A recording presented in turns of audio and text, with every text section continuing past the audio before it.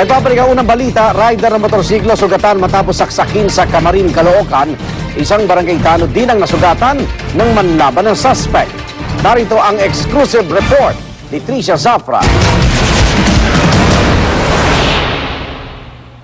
Makirot at malalim ang tinamong sugat ni Jimmy Imbalsado matapos umanong sasakin ng bolo ng sospek na si Leo Agda. Pasado 10:00 daw kagabi habang nagmamotorsiklo sa Ripar Subdivision, Camarin, Caloocan. Nakasalubong niyang naglalakad ang suspek at walang ano-ano'y pinundayan siya ng saksak.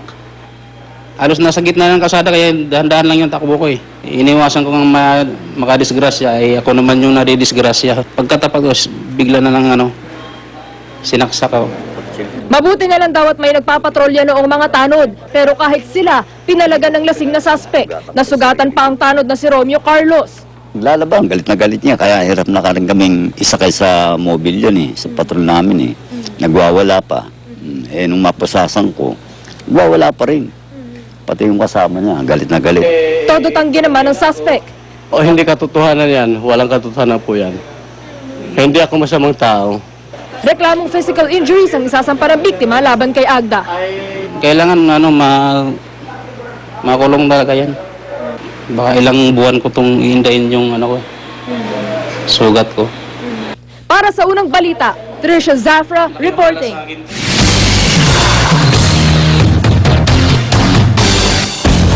Pilipinang binitay sa China na si Elizabeth Batain inilibing na kahapon. At sa kauna-unahang pagkakataon, nagbigay ng pahayag ang kanyang kapatid at mister kaugnay sa kanilang saloobin sa sinapit ni Elizabeth. Narito ang exclusive report ni John Consulta. Pasado 1:00 ng hapon nang ilabas sa kanilang tahanan ang labi ni Elizabeth. Lumabas din ang kanilang mga kapitbahay bilang pagpapakita ng kanilang respeto sa pumanaw na kababayan. Sa misang inialay para kay Elizabeth, katatagan ng pamilya ang pangaral ng pari. At hindi po ipagdasal ang kanyang pamilya na sa mga panahon ito ay nasa panahon ng pagsubok sa kanilang pananampalataya. Suportahan po natin sila. Bumuhos naman ang luha at emosyon nang ibigay ang huling pagbabasbas kay Elizabeth at pagsilit ng kanyang mga kaanak sa labi sa huling pagkakataon. Nagpasalamat naman ang mga kapatid ni Elizabeth sa lahat ng mga nagdasal at sumuporta sa kanila.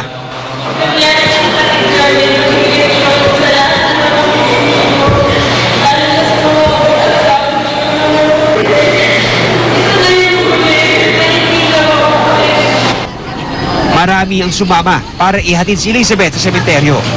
Bago ipasok ang kanyang nabi sa kanyang puntod, nagpakawala muna ng puting lobo ang kanyang mga mahal sa buhay. Simbolo raw ng kanilang patuloy na paghahanap ng hustisya sa nangyaring pambibiktima ng sindikato kay Elizabeth.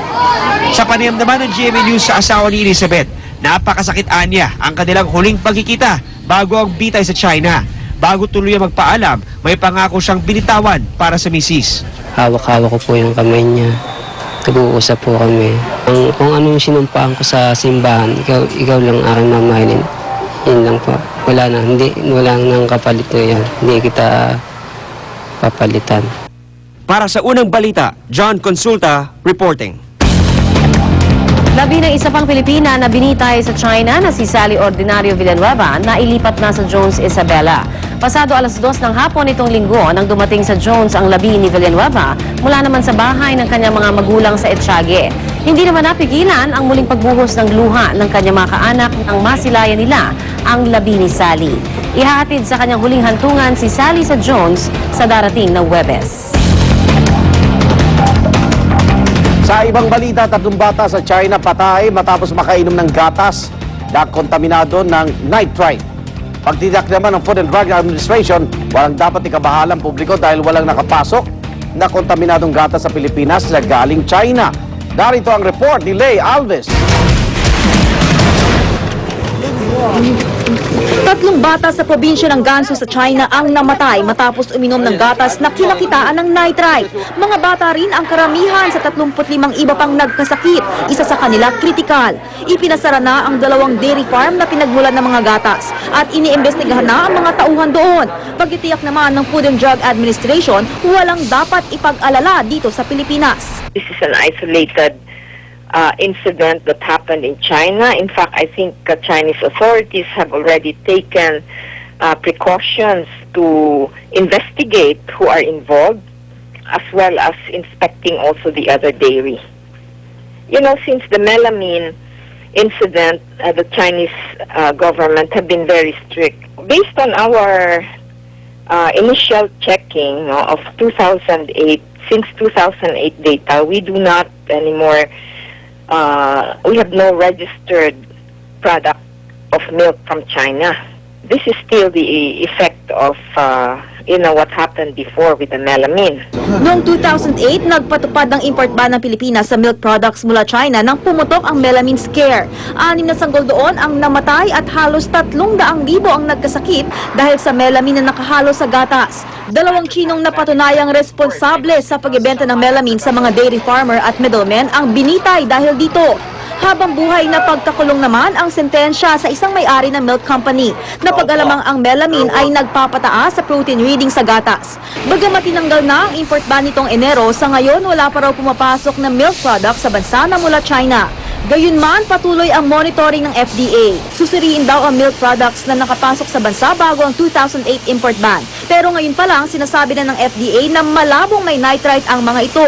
Hindi rin daw processed milk ang kinakitaan ng nitrite, kundi fresh milk na diretsong galing sa mga dairy farm at ipinamamahagi sa mga residente sa Gansu. Iba ito sa mga fresh milk na nasa karton na nabibili sa mga supermarket. Para sa unang balita, Lay Alves reporting. Roosevelt at Balintawak Station ng LRT Line 1 muling binuksan ngayong araw. Mahigit isang buwan ding isinara ang dalawang istasyon matapos magkabanggaan ng dalawang tren. May live report si Dano Tingkungko. Dano. Iga, nagbukas na nga kaninang alas 5 na madaling araw ang Roosevelt at Balintawak Station ng LRT Line 1 o mas kilala bilang LRT Yellow Line. Pero di tulad ng inaasahan ay kakaunti pa lang ang mga pasahero na nagbuena mano sa muling pagbubukas ng dalawang estasyon. Matatanda ang isang buwan ipinasara ang dalawang estasyon matapos magbangga ng dalawang tren habang papunta sa Roosevelt Station noong February 18. Ayon sa ilang empleyado ng LRT na nakausap namin, marahil ay hindi pa alam ng mga pasahero na bukas na muli ang dalawang estasyon na nagsisilbing koneksyon sa pagitan ng LRT Line 1 at MRT Line 3. Pero ang ilang mga pasaherong nakausap namin di maitangging mas maaliwalas ang kanilang biyahe ngayon, hindi lang dahil bukas na ang dalawang estasyon, kundi bago rin ang teknolohiya rito. Mas komportable LRT, tas secured. Pero more or less, sir, mga almost 1 hours lang ang biyahe ko kung nabuksan na to. Pero pag hindi pa to nabuksan, almost mga more or less mga 2 oras ang biyahe ko. So talagang Tipid sa oras pag mabuksan. Higan sa mga oras na ito nga ay unti-unti na rin dumarami ang mga pasahero dito sa Balintawak Station ng LRT. Kasabay na rin ng rush hour ngayong umaga, ngayong Manic Monday. At inaasahan ng mga opisyal ng LRTA na lalo pa itong dadami sa maghapon at sa mga susunod na araw. Yan muna latest mula rito sa LRT Balintawak Station. Balik sa iyo, Higan. Maraming salamat, Dano.